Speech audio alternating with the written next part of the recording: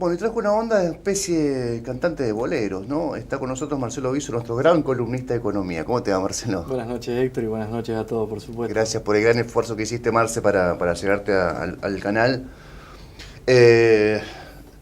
¿Argentina puede, nuestro país puede llevar adelante una reforma tan al hueso, una reforma laboral tan al hueso como la que, y lo reconozco, la conozco en el trazo grueso, llevó adelante Brasil en los últimos meses? No, Argentina no puede bajo ningún punto de vista llegar al nivel de reforma que ha tenido Brasil, que ha aprobado el Congreso brasileño y que rige a partir del día 20 del mes de julio. Yo creo que nosotros no tenemos ni las condiciones, ni están dadas las condiciones a nivel ni político ni institucional para llevar adelante una reforma de ese calibre. Recordemos que nosotros tenemos una experiencia con reformas laborales y con flexibilizaciones laborales que fue allá por la década de los 90 con Cavallo como ministro de Economía, con la creación de una serie de contratos de trabajo que daban un plazo determinado, por un tiempo, por temporada, por una serie de cuestiones que en su momento nos sirvió para captar ciertas inversiones, pero que después a la larga demostraron que no eran o no rindieron el resultado que el Estado Nacional en aquel momento pretendía. Para entrar un poco en detalle y hablar un poco de lo que es la reforma brasileña, hay que entender que ellos la han tomado de esta forma para captar la mayor cantidad de inversores extranjeros frente a la competitividad que podría tener la Argentina con una pequeña devaluación que ha habido desde 15.50, 18, que esto quiero recalcarlo, nosotros hablamos ya hace varios meses de que en algún momento nuestro país iba a llegar el dólar a 18 y parecía una quimera. Y hoy dijiste vos. Sí, eso lo venimos diciendo hace un tiempo. Era una quimera en su momento, hoy es una realidad. El dólar está a 17, hoy cerró, si no me equivoco, en 17.50. Con lo cual la Argentina empieza a mover cierta competitividad en frente al mercado extranjero. ¿Qué es lo que pasa? Brasil está viendo que la credibilidad argentina de alguna forma ha ido en algún punto en aumento. Nosotros hablamos ya de lo que es el bono a 100 años del Estado Nacional, con una repercusión muy importante. Hablamos ya de ciertas financiaciones que ha tomado el Estado argentino para cubrir su gasto, el déficit, y tratar de inyectar algún dinero a la economía y de esa forma reactivarla.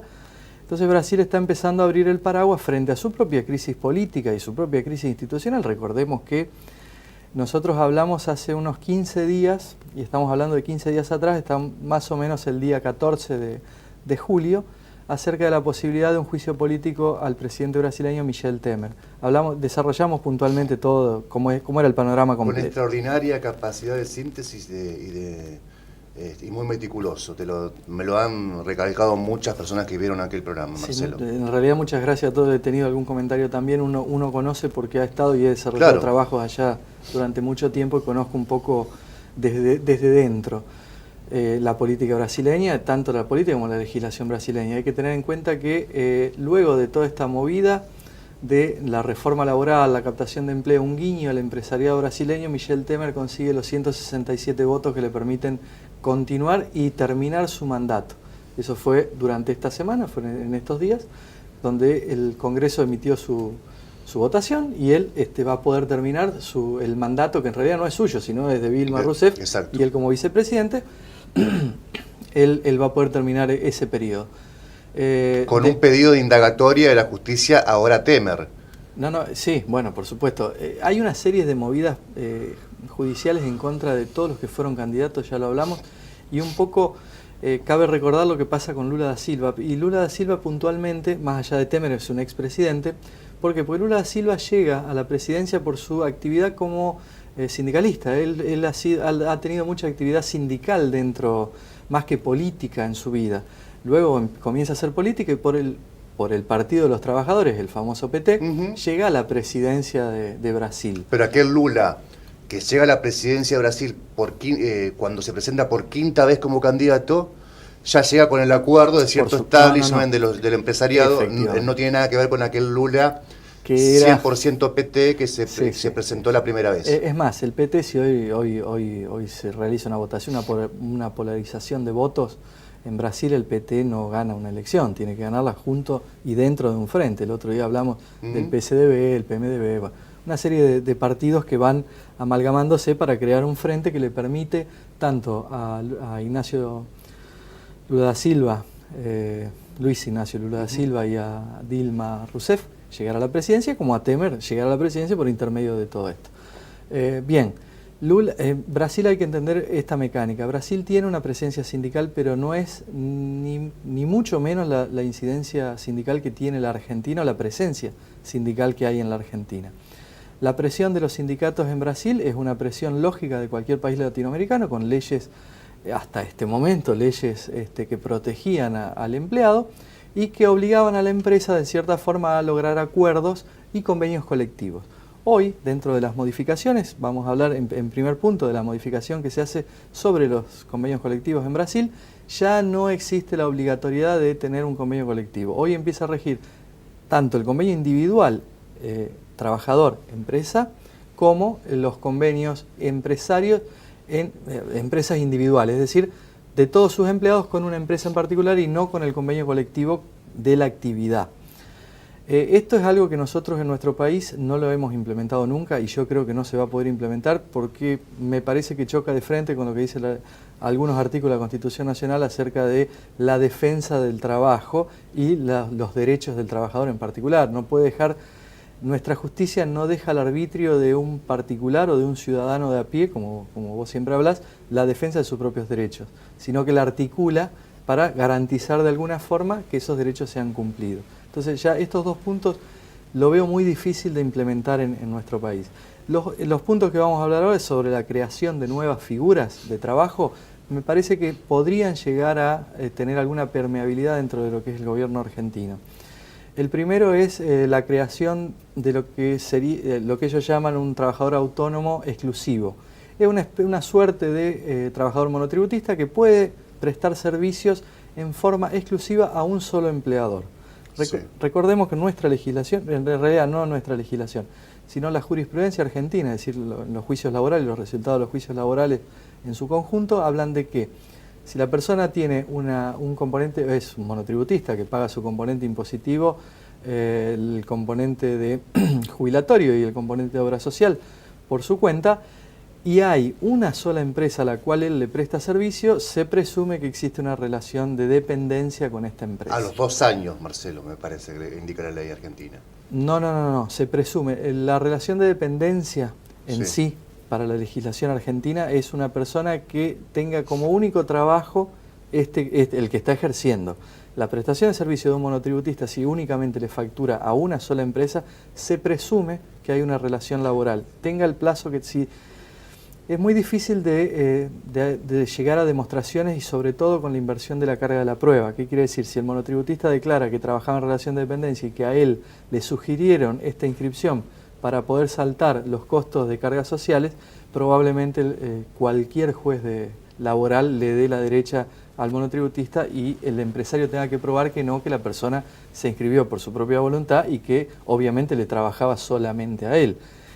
Es muy difícil la presunción en estos casos, es muy difícil demostrar cuestiones puntuales en esto, pero sí, la presunción y realmente, llegado el caso de que se dé que hay una sola empresa a la cual el monotributista le factura, se presume la relación laboral y pasa a ser como cualquier otra relación laboral en relación de dependencia, valga la redundancia, ¿no? Por supuesto. Ahora, Brasil, ¿qué hace? Separa esto y dice, aparece un trabajador autónomo exclusivo, que es decir, paga su aporte autónomo, arregla su condición de autónomo con la empresa, paga el componente autónomo que él puede inscribirse y trabaja exclusivamente para esta empresa. ¿Sí? Es un trabajador liberado del sistema de relación de dependencia y que prefiere hacer su propio aporte. Por otro lado aparece la figura, y esto también es algo nuevo, del trabajador hipersuficiente. ¿A qué le llaman los brasileños trabajador hipersuficiente? En realidad lo categorizan a aquellas personas que tienen un salario superior a los 11.000 reales. Esto es alrededor de, para que tengan una idea, a un tipo de cambio de 5.40 que está hoy el real, serían unos 60.000 pesos. Todo trabajador que tenga un ingreso de 60.000 pesos hacia arriba puede acordar sus propias pautas, tanto salariales como laborales con la empresa. ¿Sí? Porque se presume como autosuficiente para pagarse su propia carga social. Esto también que libera que toda la gerencia tanto la gerencia intermedia como la gerencia superior de cualquier empresa que obviamente tenga ingresos superiores a los 11.000 reales, 60.000 pesos argentinos, esté liberada un poco de las cargas sociales normales, porque recordemos que la incidencia de una carga social sobre un recibo de sueldo ronda más o menos entre un 20 y un 23%. Las contribuciones patronales que paga el empleador por fuera son otro 22 o 23%. Es decir, de los 60.000 pesos que una persona cobraría de bolsillo, las cargas sociales sobre ese salario son de 30.000 pesos para un personal jerarquizado, que seguramente la obra social la puede pagar y puede pagar una prepaga, que su aporte jubilatorio podría verse reducido porque tal vez la edad no le sirve para llegar. Recordemos que nosotros nuestro régimen de reparto únicamente toma para promediar el salario o lo que uno va a ganar de jubilación los últimos 10 años, pero tiene que tener 30 años de aporte. Entonces los primeros 20 años de aportes podrían ser en menor medida o un aporte menor para poder mejorar su propio salario. No veo en ninguna situación en qué beneficio tiene el laburante en esto, porque uno podría pensar, si es 90 el costo de la empresa, pero gana 60 el laburante, puede la empresa ofrecerte 75, un intermedio, un 75.000 pesos de sueldo. Disminuyendo las cargas sociales. Perfecto. Desprendiéndose de la situación no, en realidad no de es aportar no es que ofrezca un 75 y aportar 15 para llegar a los 90 que estamos hablando, sino que seguiría cobrando 60, pagaría 15 él en forma autónoma y los otros 15 podrían ser destinados a la creación de nuevos empleos. En realidad esa es la idea. Que esos otros pero termina 15... cobrando 45.000 pesos. Entonces No, él sigue cobrando 60. ¿Me explico?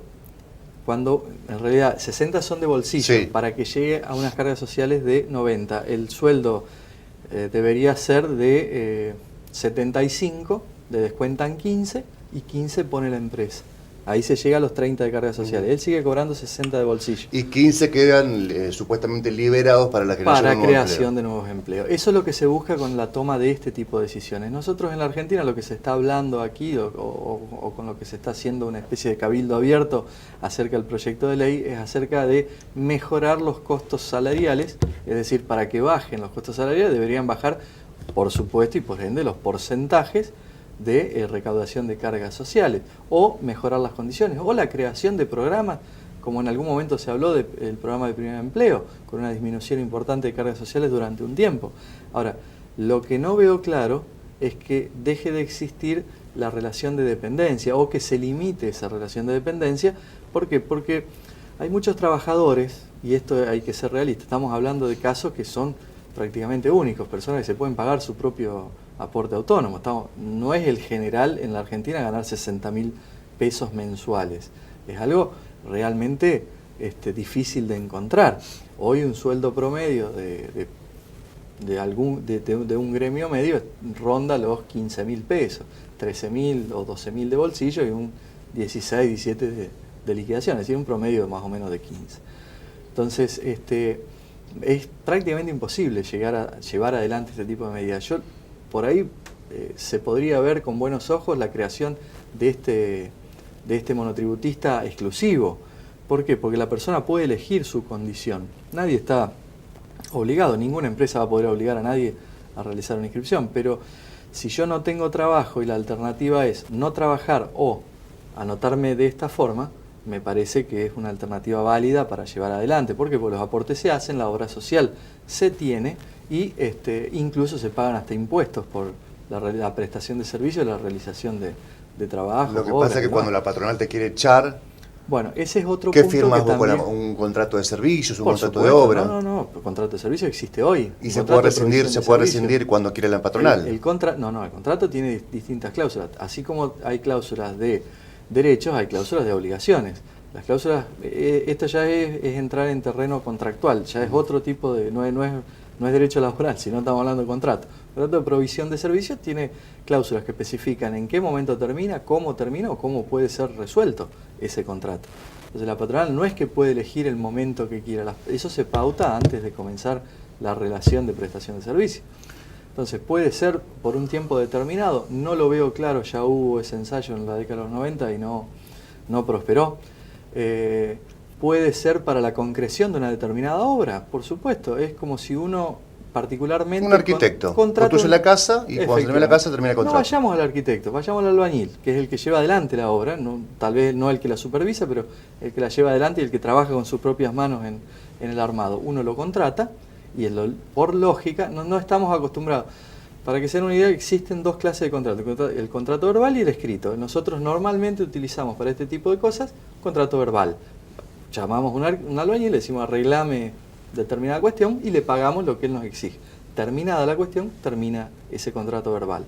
A partir de un determinado momento, lo que se plantea es armar contratos escritos para la concreción de un determinado trabajo para la empresa, que puede durar 10 años, puede durar 2, dependiendo de los plazos. Muy interesante, Marcelo Viso. La verdad que me gustaría seguir este tema el próximo jueves o en la próxima columna, Marcelo, porque es el debate que se viene, me parece, después de las elecciones. Y la reforma previsional. Previsional, bueno, laboral, engloba la parte previsional y hay una reforma impositiva también en carrera de la cual no se habla mucho, pero puede llegar a tener repercusión en la toma de inversión extranjera, por supuesto. Gracias.